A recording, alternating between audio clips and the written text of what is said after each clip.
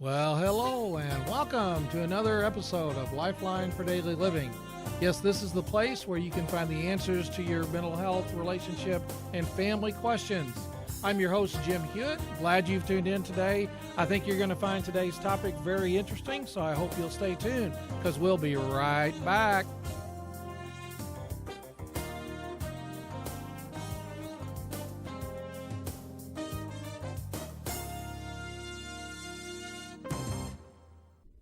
All right. Hey, welcome back to another episode of Lifeline for Daily Living. Glad that you've joined me again this week. A lot of things happen in life, don't they? We often say, well, I was doing real good, and then life got in the way. Well, let me ask you a question. What do you do when you feel like your back is against the wall? Maybe it's a bill that is due or overdue and you don't have the money to pay it. Maybe you've just visited the doctor and the doctor's run some tests and the test came back not so good. Or maybe your spouse or your boyfriend, girlfriend, your significant person tells you that the relationship's over. I'm done. The bank says that you're overdrawn, or the bank says that we're going to foreclose on your property, or maybe you have to file for bankruptcy. Maybe you have an assignment due on your job, and it's the day before the assignment is due, or day before the paper is due, day before the project is due, and you haven't even started. What do you do when your back is against the wall? I think that's an important question. We talk a lot about stress, and this podcast isn't about stress. I'm probably going to do a podcast on stress, in the next few weeks. But what I want you to see is that feeling like your back is against the wall produces a lot of stress. What do you do when your back is against the wall? Well, we look to examples of how other people handled a similar kind of situation. And I want to take us all the way back into the Old Testament of the Bible. I want to take us back to Exodus when the children of Israel, God had delivered the children of Israel out of 450 years of bondage. He has used Moses and Aaron to do that. And, the plagues happen and all of that. And if you want to read that, go back into the book of Exodus and read all of that. But they had left Egypt. Okay, all of that had happened and they left Egypt. And they're on their way to the promised land.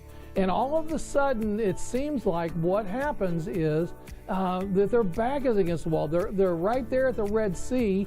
Pharaoh changes his mind, and Pharaoh is in hot pursuit of the Israelites. Pharaoh and his army is in hot pursuit of them. He's changed his mind, and oh my gosh, what are we going to do now? We've got the sea in front of us, and we've got Pharaoh's army in the back of us. One thing to notice in all of that passage and all of that reading is that God was leading them every step of the way. It was no accident. It wasn't a surprise to God that they were there at the Red Sea.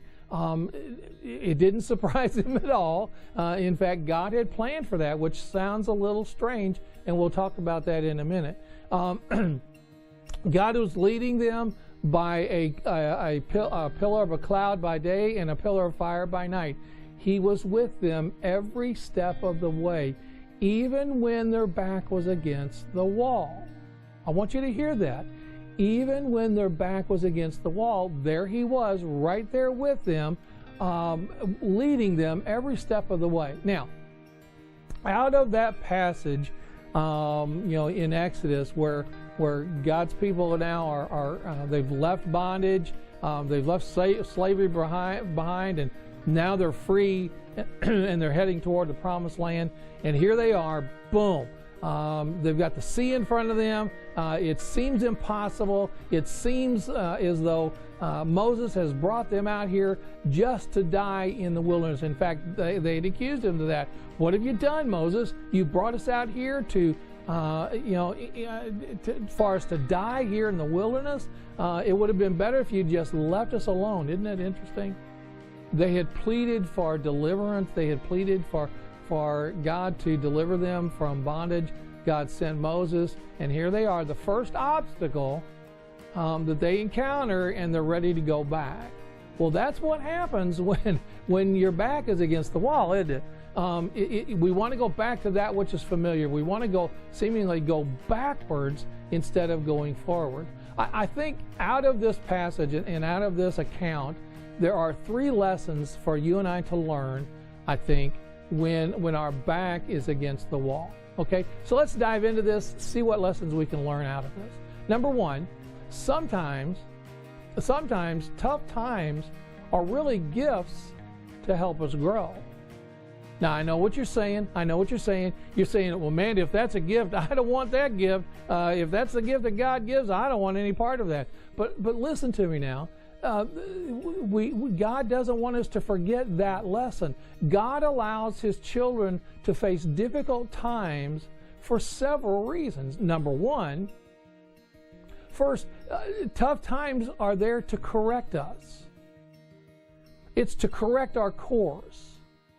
It wasn't an accident. God didn't just spring this on them. It seemed like it to them, but it was in God's plan all along to place this obstacle to see how they were going to handle tough times. They had just been delivered from Egypt. They had just been delivered from 450 years of bondage, and now how are you going to handle the tough times going forward? And so they were kind of really with their backs against the wall. So sometimes tough times come in order to correct us. Sometimes we face the painful consequences of life choices that we make. And so those are choices that, whether good or bad, the consequences are good or bad, whatever, they're opportunities for us to grow, to learn. Sometimes we have to hurt before we can heal. When you have surgery or when you have a procedure done, typically the doctor post-surgery will give you some kind of pain meds to ease the pain. There's pain after that, right? Sometimes we have to endure the pain and experience the pain in order for healing to take place. So tough times, sometimes tough times are gifts to help us grow. They're to correct us, to make a course change, to do some reflecting on what's going on inside me. What is it that needs to be corrected within me? I think a second reason that tough times happen is they happen in order to deepen us, to deepen our relationship with Him. Just like a plant, the deeper the roots go with a plant, the taller and the stronger the plant will be. Well, the same thing applies here. Tough times help us to deepen our faith in Him, to deepen our understanding of our own frailty and our own weaknesses, and to deepen our understanding and realization that we need Him. We need Him in every step of the way. We need Him. And so the Israelites were there, the ocean in front of them, Pharaoh behind them. What are we going to do? He wanted them to deepen their relationship with Him. I think one other thing is that He wanted to deepen that faith in Him, that we rely upon Him. Sometimes when tough times come, whatever the tough time might be, when we feel like our back is against the wall, man, we want to spring into action. We want to do something. I'm reminded of the psalm that says, "Be still, and know that I am God." In fact, we're going to look just here in a minute. God told the children of Israel here at the Red Sea, "Be still, stand still, and watch what I'm going to do." I think it's a third thing is that tough times often provide unique opportunities. Unique opportunities for us to bear witness, if you will, of God's grace, God's mercy, God's power, God's love for us. I often hear people say, particularly believers, I just want to be a testimony for God. Really? You really want to be a testimony for? Yeah, I want to be a testimony of what God is doing in my life. Okay, watch it, because it may come in a way that puts your back against the wall, where you have to reach out to Him and reach up to Him. Sometimes tough times are gifts. Now, we often don't look at that because we're so consumed with the tough time, what's going on in front of us. But when we look back on it, we realize, you know what, that tough time that we went through, that I went through, that really helped us to grow. I think a second lesson in that passage out of Exodus that talks about the children of Israel with their back against the wall, and that is, impossible situations should be faced with peace, not panic. Peace, not panic. Now, oftentimes when our back is against the wall, we panic, right? Well, I got to do something. Oh my gosh, it's the end of the world. It's the end of me. It's the end of us. It's, oh my gosh, what am I going to do? How am I going to handle this? And we panic. I see people every week this is where they're at. They're panicked because something's not happening right. Something's gone wrong. I feel like my back is against the wall. I've got to make a decision about this. I've got to make a decision about that. I don't know how to handle it. See that? So look what happens. Look what happens in the story. They panicked. And what did they do? They turned on Moses. Moses, who had delivered them, Moses, who had the authority of God, who had been called of God, who led them out of Egypt, who confronted Pharaoh and led them out of bondage. Now because of their panic, they turned on him. And they said to him, it's your fault. It's your fault that we're out here. It's your fault. What, have you brought us out here just for us to die? Is that what's going on here? Have you brought us here just to die? You know, it would have been better if you'd have left us alone and left us in bondage, really is what they were saying. It'd be better if you'd have left us there. At least there, we would have had our bellies full and Pharaoh wouldn't be out after us. Now, isn't it interesting that when you're in a panic like that and your back is against the wall, you forget about all of the stuff, the negative stuff back here. See, they said, you know, you brought us out here to die. The sea is in front of us, Pharaoh's behind us, and it's your fault. So what happens when we panic? We often turn on those that we love. We start blaming them. We start accusing them when we're panicked. We say things that we will regret. Often, you know, people will, you know, I'm going to post this on Facebook. I'm gonna really let them on Facebook, have it on Facebook. I'm going to tell the world. I'm going to send that email. It's a scathing email, and I'm going to send it, boy, and they'll know exactly. And I say to them, sleep on it. You could write it out, that's fine, but don't send it, don't post it for 24 hours and see if you feel differently. Sometimes we say things that we'll regret, and once they are said, we can never take it back. We can say, I'm sorry, but those words are still out there. We can also, when we're panicked, we can make unwise decisions.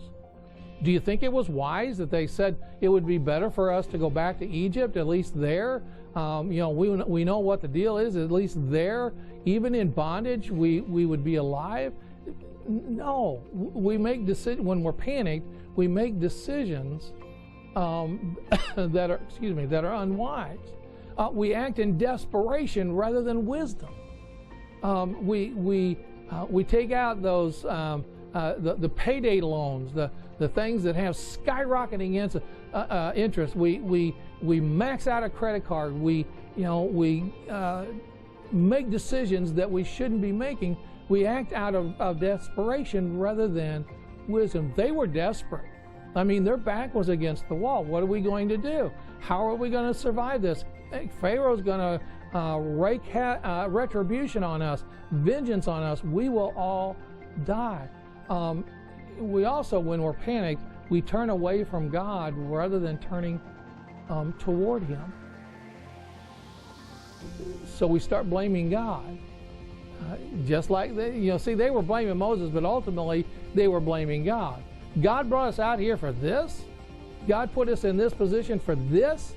God delivered us for this. He tricked us. He tricked us. We trusted in Him. We prayed to Him. We trusted in Moses, who was sent by God to deliver us. He tricked us. Now, Moses knows that God has a plan,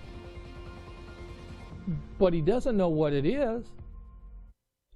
All he said to Moses was, "Deliver my people, and I'll lead you to that promised land." But he didn't reveal his whole plan to him. So Moses is trusting in God every step of the way. He's not taking matters into his own hands. He's just trusting and relying upon God. In fact, Moses says, don't be afraid. Just stand still where you're at and watch what God will do. See that? So impossible situations should be faced with a sense of peace instead of panic. Stand still. Don't be afraid. Stand still and watch what God will do. Now, it may take some time. It's not like a Tylenol. You take it and, an hour later your headache's gone. It's not like that. It may take some time for you and I to learn that lesson that God wants us to learn when our backs are against the wall. Through it all, He's not so much interested in easing our pain as He is in deepening our faith in Him. Let me say that again. He's not so much interested in alleviating our pain as He is deepening our faith and reliance upon Him when our backs are against the wall. Your back being against the wall is not a surprise to God. God is not limited by time or space. He already saw that this was going to happen. And He has a plan if you will stand still, don't be afraid, and watch what He's going to do. So the second lesson here in this Exodus, as their back is against the wall at the Red Sea, is that impossible situations should be faced with peace instead of panic. And then finally, a third lesson, and that is when we're facing difficult times, we need to do what He commands us to do and watch expectantly. Watch expectantly. So when we're faced with our backs are against the wall, difficult times, we need to do what He commands to do. Don't be afraid. Stand still. Watch what He's going to do. In fact, in Exodus chapter 14, verses 15 to 18, if you want to take sometime to go back and look at that, listen to what Moses says, or God says to Moses. Why are you crying to me? Why are you crying to me? Tell the Israelites to move on. To move on. Now wait a minute. There's water out there. You're to move on. The Egyptians will know that I am the Lord. I am the Lord. And when I gain glory through Pharaoh, his chariots and his horsemen, they will be destroyed, and I will gain glory. See that? Tell the Israelites to move on. So when you and I face difficult times, when you and I have our backs against the wall, He says, keep moving forward, don't stand still, keep moving forward. In other words, keep telling the truth. Maintain your standards. Keep praying. Keep your commitments. Keep honoring God with your life. Keep making those contacts. Keep sending that resume out. Keep praying for your children. Keep disciplining your children. Keep praying for your spouse, your boyfriend, your girlfriend. keep moving forward. Don't stand still, because when you stand still, you're going to stagnate, right? You're going to stagnate. God wants us to move forward. Even when our backs are against the wall, trusting Him, moving forward, one step in front of the other is what He wants us to do. That's the lesson that He wants us to learn, is that keep moving forward and watch expectantly what He's going to do. He can do nothing with us and through us and for us if we're standing still. See that? If we're standing still. He wants us to move forward. Keep praying for that rebellious family member, that alcoholic husband, that depressed wife, those wayward kids. Keep moving forward and watch expectantly what God's going to do. Now, I'm telling you, with your back against the wall, if you'll do those three things, then God's going to do something mightily, maybe not today, maybe not this week, and maybe not even this month. He wants to, instead of just alleviate our pain, He wants to deepen our relationship and our faith in Him. Now, let me just take just a couple of minutes here to kind of summarize what all I've said today. Notice, if you will, first of all, in this account, that we should remember that tough times don't mean that God is mad at us. God wasn't mad at the children of Israel. They had gone up against the Red Sea, and oh my gosh, He had just delivered them. Recently, they had just been delivered. He wasn't mad at them. And so just because tough times come, just because your back is against the wall, doesn't necessarily mean that God is mad at you. Now, you have to examine your life. Am I out of sync with Him? You have to reflect on that. But it doesn't necessarily mean that every time your back is against the wall, or any time your back is against the wall and you're having to go through difficult times, that God is mad at you. Understand that. Second, we need to be reminded, I think, that we must choose the attitude that we have in difficult times. If we're going to gripe and grumble and complain and bellyache and boo-hoo and bawl and be angry at God and be angry at people and be angry at the world and just be angry, it's more difficult for God to really, for us to really hear God. If we're more focused on the situation that we're in than the God of the situation, then we're not going to hear. We're not going to hear. And so we need to have an attitude of expectancy. We need to have an attitude, okay, God, what are you trying to teach me here? What are you trying to teach me about me? What are you trying to teach me about you? And what are you trying to teach me about our relationship together? What is it that you're wanting me to learn in this difficult time? And then finally, we're reminded once again that we should never, ever, ever, ever underestimate the power of God and the wisdom of God. Listen, He is the God who created all of this stuff. He created it. He sustains it. He has blessed it. He is not limited by time or space. And so never underestimate the power of God. What seems possible to you, Jesus said in the Gospels, what is impossible with man is possible with God. With God, all things are possible. All things are possible.